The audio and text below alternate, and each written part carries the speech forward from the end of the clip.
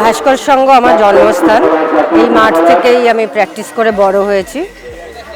ভাস্কর সংঘর প্রতি আমার একটা আলাদা টান আছে, তো আমি চাইবো আমি যেরকম একটা জায়গায় গিয়েছি এখান থেকে বাচ্চারা প্র্যাকটিস করুক আর ভালো পারফর্ম করুক এবং একটা তার নিজেদের ডেস্টিনেশনে পৌঁছাক।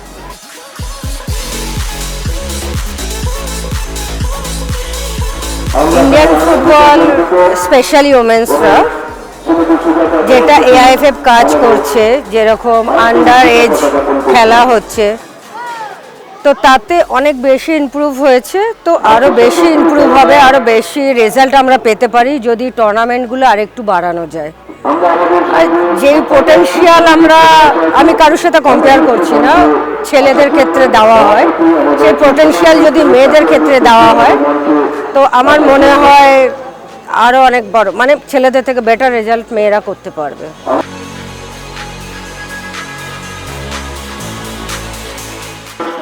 জেলার মেয়েরা তখনই উঠে আসতে পারবে যখন স্টেটের লিগটা, এখন সেকেন্ড ডিভিশন ফার্স্ট ডিভিশন হচ্ছে, তো এই লিগটা ইউথ লিগ, মেয়েদের ইউথ লিগ করা হোক।